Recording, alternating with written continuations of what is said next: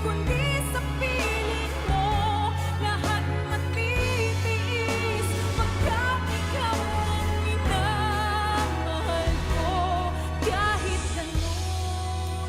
Ano ba ginawa mo kay Gio, ha? Siguro pinakula mo siya at sinabihan mo na hindi mo napapakita yung anak niya sa kanya. Kaya napilitan siyang piliin ka. Dahil yun naman ang puso niya. Wala ka na lang sa paningin ni Gio, basura ka na lang. Ah, ganon! Sugod ka ng sugod, hindi ka nag-iisip. Bubulagan ka ng galit at pagkalango mo kay Gio. May naisip na ako, Gilda. Kilala ko si Gio at alam kong kahinaan niya. Ikaw na ang buhay ko eh. Kung mawawala ka sa akin. Mabuti pa magpakamatay na lang ako kaysa mabuhay na wala ka. Veron, ano ba? Veron! Sana hindi mo na lang ako niligtas. Sana pinabayaan mo na lang ako mamatay. Kung hindi ka rin naman babalik sa akin. Makakahanap ka din ng lalaking para sa'yo. Yung mamahalin mo, tsaka mamahalin ka. Hindi lang ako nagmahal ng ganito. Pag pinalikan mo yung asawa mo, magpapakamatay na ulit talaga ako. And this time, hindi mo ako mapipigilan. Hello, Gio? Nagsinungaling lang sa'yo si Gio. Pinarinig lang niya sa'yo ang mga gusto mong marinig. Mahal na mahal niya si Gio. Pero yung anak niya lang, hindi ikaw. Sige lang, Veron. Paniwalain mo pa yung sarili mo sa mga kasinungalingan mo. Ako pa rin ang mahal niya. Kaya at the end of the day, sa akin pa rin siya babagsak. If I were you, Clarice, tatapusin ko na ang pagpapantasya ko na mabubuo pa ang pamilya mo. Dahil habang nabubuhay ako, Walang magiging kayo. Baka naman may dahilan kung bakit napunta yung telepono ni Gio kay Veron. Ano pa nga? Ano pa pwedeng idahilan ni Gio sa akin? Inuulit na naman niya. Hirap na ako. Ayoko na. Sa tingin mo ba may kapasidad talaga sa Veron na magpakamatay? Tito Oliver, ginawa na niya. Sa harapan ko mismo. Hindi mo kilala si Veron. Hindi marunong lumabal ng patas yun. Paano niyo nasasabi yan? Kilala niyo ba siya? Kung meron mang higit na nakakilala kay Veron, yun na yung mamalawara mo. Nagtangkang magpakamatay si Veron. Hindi niya gagawin yun. At hindi hahaba at tatagal ang gulo na to kung ganun siya kahina. Yung nga sinasabi ko kay Gio eh. Palagay ko, pinapaikot ka na naman nun para hindi ka mawalay sa feeling mo. Hindi mo dapat pinagkakatiwalaan ng babaeng yon, Gio, dahil demonyo siya.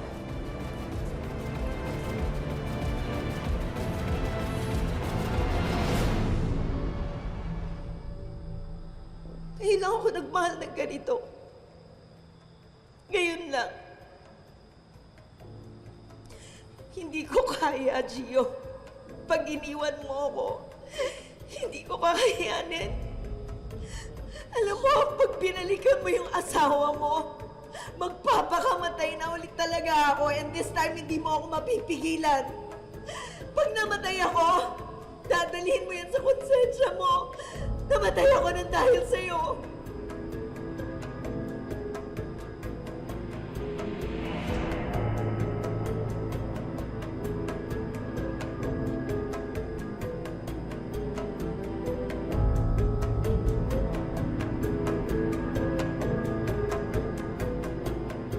Mabuti pa magpakamatay na lang ako kaysa mabuhay na wala ka. Veron! Veron! Veron! Veron! Sa tingin mo ba may kapasidad talaga sa Veron na magpakamatay? Palagay ko, pinapaikot ka na naman nun para hindi ka mawalay sa feeling mo. Hindi mo dapat pinagkakatiwalaan ng babaeng yon, Gio, dahil demonyo siya.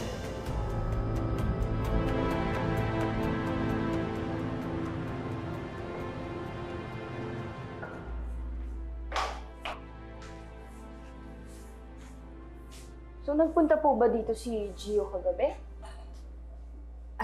Oo, anak, hindi na kita ginising eh. Okay lang yun, ma. Totoo niyan. Ayoko rin naman talaga siya makita. Anak, alam ko nagtatampo ka sa mga nalaman mo, pero katulad nga ng sinabi ko sa'yo, lahat may dahilan. So, sa inyo po nagpaliwanag si Gio? Oo, anak. Kaya sila magkasama ni Veron. Hinatid kasi ni Gio si Veron sa ospital. Nagtangka daw magpakamatay. Talaga ba? Eh bakit parang nung kausap ko siya sa phone, parang hindi naman siya galing sa pagpapakamatay? Anak, yun nga yung sinabi ko kay Gio eh. Baka minamanipula niya naman siya ni Veron. Kahit pa, bakit hindi makita ni Gio yung tunay na kulay ng babae niya? Bakit hanggang ngayon, habol siya ng habol kay Veron?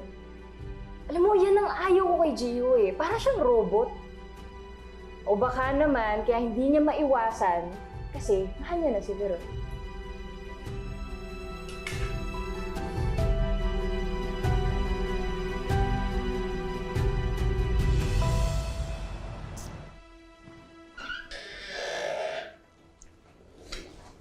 Gio,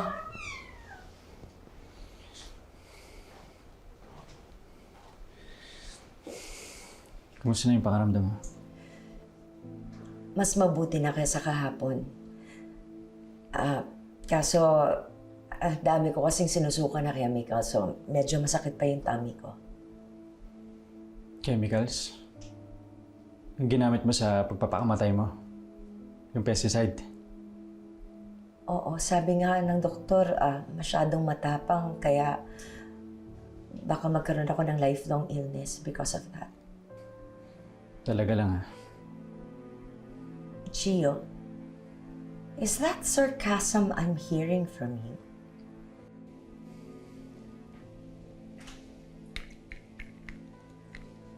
Ito ba? Ito ba yung pesticide na ginamit mo? Saan may nakuha? Iwan mo sa bahay. Diba, bago ka nagkikisay dun sa sahig, nahawakan ko pa to. Alam mo, sa totoo lang, may natira pa eh. May laman pa oh. Kaya alam mo kung anong ginawa ko? Dinala ko sa laboratorio natitirang lason. Pinatest ko. You mean, At alam mo kung ano resulta? no, pinasasama mo. Siyempre, alam mo na, hindi ba? Hindi lason yung ininom mo. Wala ka talagang balak magpakamatay. Ginago mo lang ako. Hindi, Gio, let me explain. Pero huwag ka na magpalusot. Bistado ka na. Ano sagad talaga sa buto yung kasamaan mo? Sinungaling ka, manloloko ka. Hayop ka, pinaglaruan mo lang ako. Gio, let me explain. Hindi ka talaga papahuli ng buhay, eh, no? Kailan ka titigil sa mga kasinungalingan mo, ha? Gio, I'm not lying to you. Tinasasama mo lang yung pakiramdam ko. Hindi mo na ako madadaan sa drama mo. Kumita na yan, eh. Kaya pwede ba tumigil ka na? Gio, please. Makinig ka naman sa akin. Alam ko na kung anong klaseng tao ka. Tama nga si Mama. Manggagamit ka. Sinong mama ang tinutukoy mo? Si Laura ba? Yung biyanan mong impacta? Alam mo ba kung bakit niya ako sinisiraan sa'yo? Galit siya sa akin dahil... Dahil ilagawan ka niya ng asawa. Yun ba? Alam mo na lahat ng totoo? Oo. Nakwento na sa akin ni Mama. At sa tagal na panahon na magkasama tayo, ni minsan di mo nabanggit sa akin tungkol doon. Bakit? Alam din naman ni Clarice ang totoo, ba't hindi niya sinabi sa'yo? Dahil may pinoprotektahan siya. Si Mama. Ikaw, sino pinoprotektahan mo, ha? Yung sarili mong interes. Gio, sinisiraan lang ako ni Laura. Gusto niya tayong paghiwalayin. Huwag ka magpadala sa kanya. Gio, mahal na mahal kita. Mahal na mahal kita. Hindi pagmamahal yun. Dahil ginamit mo lang ako para makaganti sa babaeng nang-agaw ng asawa mo.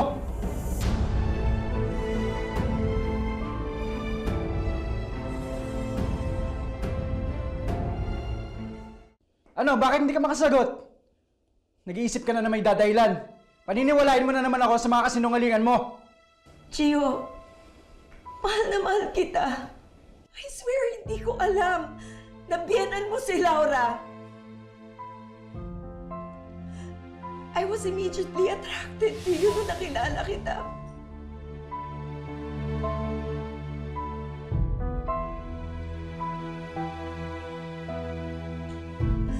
Until malaman ko na asawa mo si Clarice, hindi na ako nagsabi sa'yo kasi mahal na nga kita. Ayaw kong isipin mo na gumaganti lang ako at ginagamit kita dahil gusto kong makaganti kay Laura. Napakahusay mo talagang gumawa ng kwento. Pero hindi mo na ako maloloko. Dahil hindi ako bobo kagaya na iniisip mo. Gio, please, maniwala ka sa akin. Alam mo, hindi naman na mahalaga kung totoo o hindi sasabihin mo eh. Dahil bago ko pa nalaman to, nakapag-desisyon na ako. Hindi ang kagaya mo yung papapalit ko sa asawa ko. Gio, no, please. Bitawan mo nga ako. Gio, please, I'm begging you. Please. Anak, huwag ka naman sanang mag-isip ng ganyan. Alam mo, unti-unti nang nagigising si Gio sa katotohanan. Nag-usap nga kami kagabi. Wala na akong tinago sa kanya. Alam niya na kung ano nangyari sa amin ni Veron noon. At anak, yung kinakatakutan natin, hindi nangyari yun. Hindi niya ako hinusgahan. Talaga, Ma? Malawak ang pangunawa ni Gio. At higit sa lahat, nirespeto niyang pagiging ina ko sa'yo. Ina ng babaeng pinili niyang mahalin. So, kung ganun, alam na niya yung mga pinagagawa ni Veron noon? Lahat alam niya na. Pati yung kung paano manakit si Veron, manira, at magmanipula. Sana lang kaya niyang harapin si Veron. Clarice, hindi ba't nanindigan na naman si Gio noon? Pinili ka niya sa harap ng kabit niya.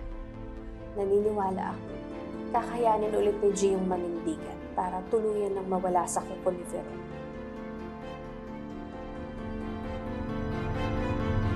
Wala kang ibang minahal kundi ang sarili mo. Lahat ng ginawa mo para sa sarili mo. Alam mo, ni minsan, hindi ko nakita na inisip mo yung kapakanan ko eh. Hindi totoo yan. What the hell are you saying? Binihisan kita. Binigyan kita ng oportunidad para sa career mo. Inayos ko yung patapan mong buhay. Hindi pa ba sapat yun? Oo, hindi! Hindi sapat yon dahil hindi ka relasyon yung tingin mo sa akin. Alam mo, parang wala kang kasangkapan. Tau-tauhan dun sa mundo mo. Kaya mo ko binihisan kasi gusto mong lumikha ng imahe na gusto mo. Gusto mo lang akong gamitin. Totoo yan. Mahal na mahal kita, Gio. Hindi totoo yan. Hindi ka pwede magmahal dahil wala kang ibang mahal kundi yung sarili mo. Gio, no. That's not true. Huwag mong sabihin yan, Gio, Alam mo, please. itong tatandaan mo, ha? Ito na yung huling pagkakataon na haharapin kita. Layuan mo na ako, si Clarice at si Mama Laura. Naintindihan mo yon? Gio, Layuan mo na kami! sa akin. Gio, Kahit please. paanong gawin mo, hindi lang ako babalik sa'yo. Gio, huwag mo sabihin yan. Sige, pag umalis ka, magpapakamantay ako. Itutuloy ko talaga to. Sige, ano pa hinihintay mo? Hihintayin ko hanggang mamatay ka! Sige na, gawin mo! Ano? Gawin mo na!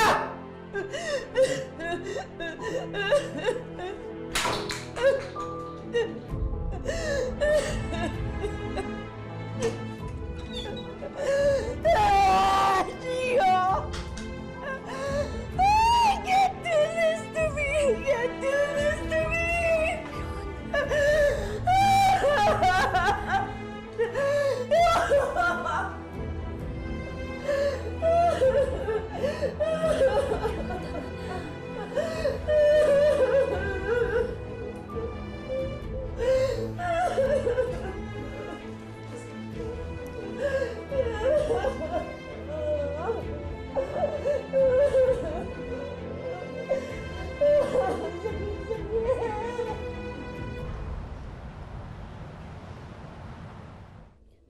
Gilda, hindi ko na matawagan si Gio. He blocked me pati sa social media. I can't reach him. Veron, tigilan mo na kasi siya. Paano ako titigil? Paano? Tumagos na hanggang kaibuturan ko si Gio. Mahal na mahal ko na siya. Alam mo, hindi na pagmamahal yan eh. Kabaliwan na yan. Call it whatever you want. Basta I want him back. Eh, paano babalik yung tao? Veron, alam niyo na yung mga tactics mo. Bistado na yung mga kalokohan mo. Hindi mo na siya malaloko. Bakit ba kasi nangyari ito? Ang ganda sana ng samahan namin eh. Nakuha ko na yung loob niya, magbabalikan na dapat kami. Tapos, bigla siyang nagduda sa akin. Alam ko na kung anong klaseng tao ka. Tama nga si Mama. Manggagamit ka. Sinong mama ang tinutukoy mo? Si Laura ba? Yung biyanan mong impacta? Alam mo ba kung bakit niya ako sinisiraan sa'yo? Galit siya sa akin dahil... Dahil iligawan ka niya ng asawa. Yun ba? Alam mo na lahat ng totoo? Oo. Kinuwento na sa akin ni Mama. Si Laura. Hayop na Laurang yun. Siya ang nagtanim ng mga idea na ganon kay Gio. Talagang bumabalik pa rin kay Laura ang lahat? Pwes, humanda ang Laura na yan. Dahil sa pagkakataong ito, nasa kanya na ang buong atensyon ko.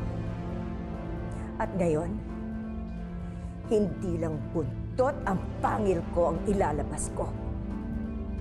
Pati ang sungay ko.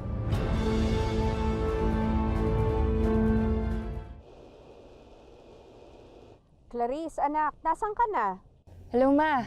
Opo, nandito na po ako sa Cafe Tubilio. Maaga po kasi natapos yung interview ko. Dito na po ako dumiretso. Ganun ba? Anak, matatagalan ako ha. May dadaan pa kasi kami ng Tito Oliver mo. Ah, ganun po ba? Sige po, maghihintay na lang po ako dito. Gano'n po ba kayo katagal?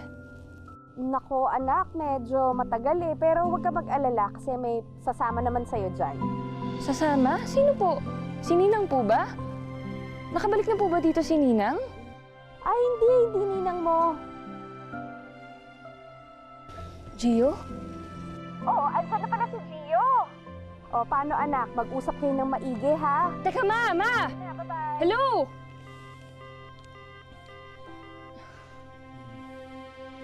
Clarice, marami akong gustong sabihin sa'yo. Pero sisimulan ko sa pinaka-importante. I miss you and I love you, my wife.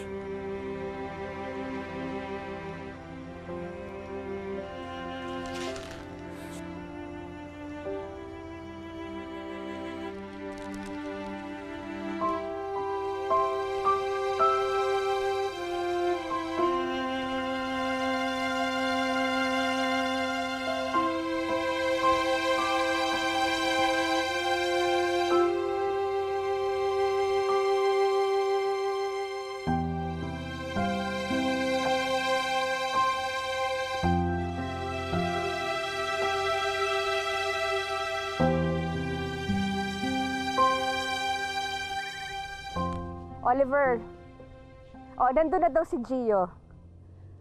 Oo nga, masaya ka para sa kanila. Sana magkaayos na talaga silang dalawa. Pabalik na ako ng office, di mo na lang ako sunduin.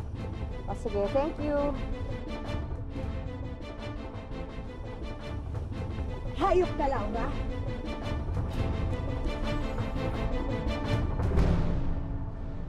Gio, hindi mo na sana ginamit ang Mama para magkausap tayong dalawa. Clarice, sorry. Nag-aalala kasi ako na baka hindi ka pumayag eh. Sa totoo lang, Gio, lumalambot naman na talaga yung puso ko para sa'yo. Pero natatakot ako na magtiwala ako sa'yo ulit. Kasi baka masaktan na naman ako eh. Natatakot ako na baka mangyari ulit yung nangyari kailan lang. Clarice, kung si Veron yung tinutukoy mo, wala ka nang dapat alalahanin. Kasi tinapos ko na yung anumang ugnayan na namamagitan sa amin. Yan din yung sinabi mo sa akin. Sa harapan din niya mismo. Pero, nagawa ka pa rin niyang kunin sa akin. Dahil gumawa siya na ikakatakot ko. Akala ko magpapakamatay siya. Pero natuklasan ko yung totoo. Niloko lang pala niya ako. Clarice, talaga bang wala na akong gagawin o sasabihin para matanggap mo ako? Alam ko nagkamali ako. Pero sana naman bigyan mo ako ng pagkakataon. Kung hindi man ngayon, handa akong maghintay. Kahit ganun pa man, ibig sa'yo ipaglalaban. Ilang beses pang masaktan, di magagawang ikaw ay bitawan. Walang iba ang nanaisin kundi sa piling mo lahat matitiis pagkat ikaw ang minamahal ko kahit ganun pa man.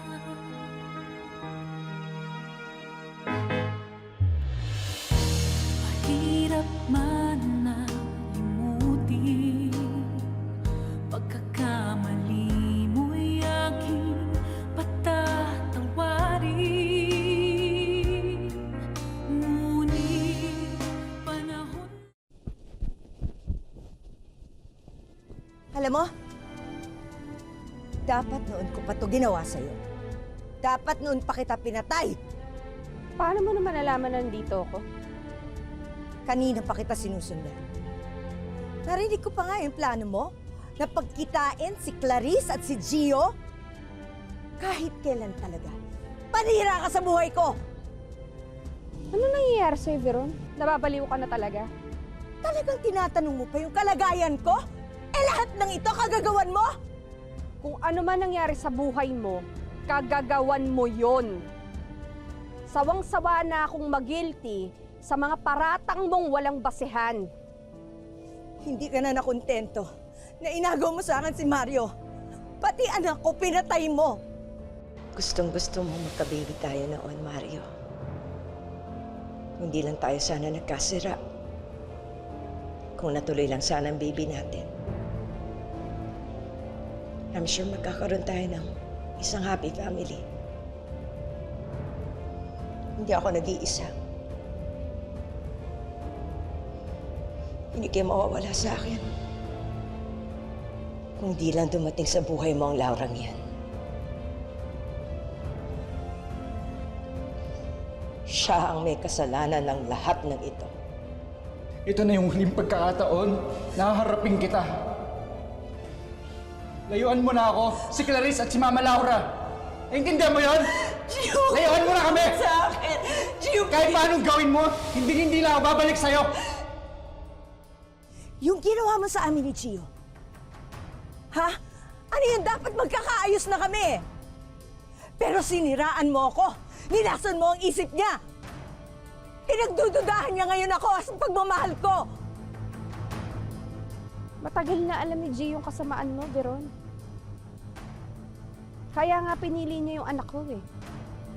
Problema kasi sa'yo, minamaliit mo yung utak ni Gio. Akala mo hindi siya matatauhan sa mga kalokohan at kasinungalingan mo. Pati pagpapakamatay, pepekiin mo. Isukdulan mo yung pagkadesperada mo eh. Oo, desperada na ako. At ngayon, handa na akong gawin ang lahat ng makaganti ako sa ugat ng pagkawala ng mga lalaki sa buhay ko. Papatay ka talaga para lang sa lalaki? Hindi lang isa kundi dalawa silang inagaw mo! Sinira mo! Salot ka! Napakasama mo, Laura! Mamatay ka na!